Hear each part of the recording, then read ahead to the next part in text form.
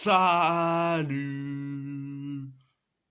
tout le monde, on va en parler sur l'actu mercato estival 2024.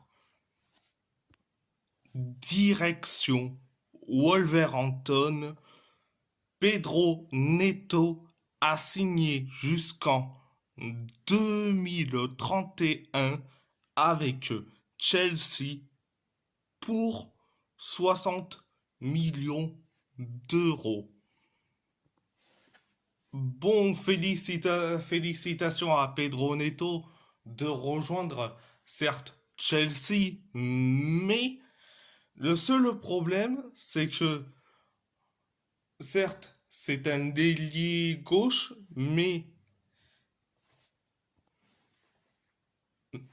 il y aura la concurrence quand même.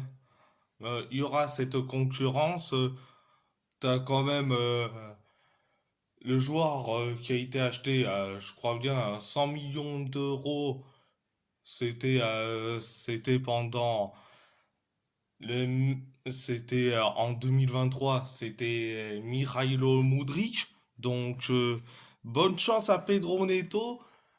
Oh, parce que la concurrence est archi lourde à Chelsea. Donc, c'était la première information.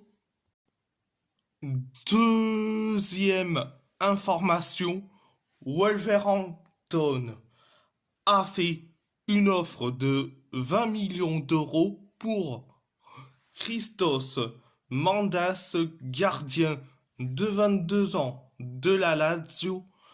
À noter que ce prix est dû au fait qu'il lui reste 5 ans de contrat selon Il Messaggero.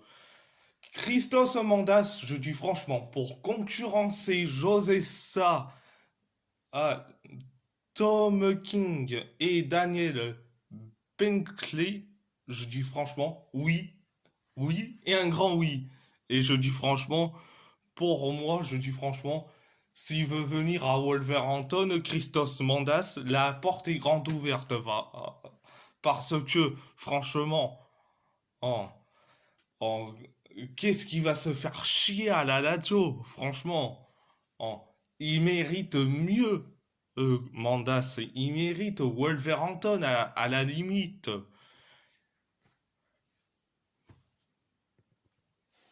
Donc, direction Galatasaray. Galatasaray est sur le point de trouver un accord avec Leicester pour Wilfred Zaha. Le coût du prêt serait supérieur à 10 millions d'euros. Une déclaration officielle pourrait même être faite dans la journée selon Kutlu Akpinar. Je dis franchement, c'est dommage que qu'on se sépare de Wilfred Zaha. Je dis franchement, oh, je dis franchement, Wilfred Zaha mérite de rester. Il mérite une seconde chance. Et je dis franchement, Hakim Ziyech, pourquoi c'est Zaha qui doit partir et que Hakim Ziyech, non, c'est le contraire, il reste.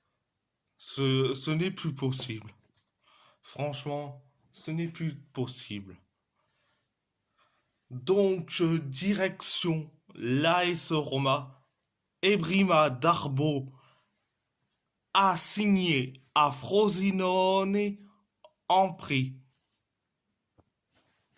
Je suis très content pour lui. Enfin, il se trouve un nouveau club qui est Frosinone. Donc, il aura du temps de jeu. Donc, j'espère que pour lui, il réussira du côté de Frosinone. Donc, direction l'Athletic Bilbao. Hugo Ricon a signé à Mirandés en prix. Donc, félicitations à lui de trouver un nouveau club, surtout en prix. Je suis très content pour lui qu'il se trouve un nouveau club en prix. Donc, direction, direction. Le FC Porto s'intéresse à un retour de Danilo Pereira. Le PSG est OK pour un départ et malgré l'intérêt de clubs turcs, le joueur préfère revenir dans son club selon Santi Aouna. Donc, concernant Danilo Pereira, un retour du côté du FC Porto pour Danilo Pereira, je suis contre les joueurs qui reviennent dans les anciens clubs. Je dis franchement, les joueurs qui reviennent dans les anciens clubs, c'est toujours, c'est toujours voulu à l'échec. Donc, ça, c'est numéro un. Et numéro 2, vu qu'on reste sur le côté PSG, euh, je veux que Danilo Pereira reste au PSG. Au PSG. Je comprends pas pourquoi Luis Enrique a quelque chose contre Danilo Pereira. Donc, après, je n'arrive pas pourquoi Luis Enrique est, euh, est ultra sévère avec Danilo. Pourtant, je sais pas s'il touche un salaire plus grand, hein, ou etc. Bon, donc direction le PSG. Le PSG demande 60 millions d'euros à Manchester United pour Manuel Ugarte. Le prix est jugé trop cher. Les Mancuniens demandent également 60 millions d'euros pour Jadon Sancho. Si Paris baisse son prix pour Ugarte, United devrait faciliter le transfert de Sancho selon Tiempo TDD. Je dis franchement, je sais pas qu'est-ce qu'il a Luis Enrique contre Manuel Ugarte. Depuis que Ugarte a raté son match face à Newcastle, si je crois bien, où on avait perdu 4-1 euh, face à Newcastle au St. James Park, Ugarte a complètement disparu des radars. Je sais pas ce qu'il a contre Manuel Ugarte, Luis Enrique. Je pense que c'est des sales gueules. Et concernant Jadon Sancho, bon, qui reste à Manchester United.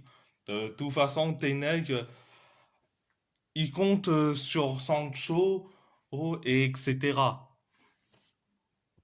Donc, c'était la première information.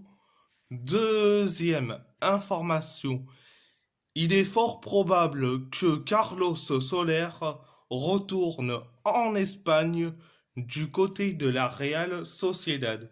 La Real Sociedad souhaite d'abord vendre Mikel Merino avant d'accélérer et de proposer un prix avec option d'achat. Paris demande 20 millions d'euros selon le Parisien.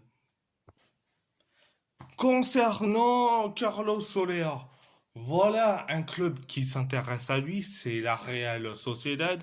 Donc, s'ils vendent rapidement Mikel Merino, je dis franchement, ça fera une place pour Carlos Soler.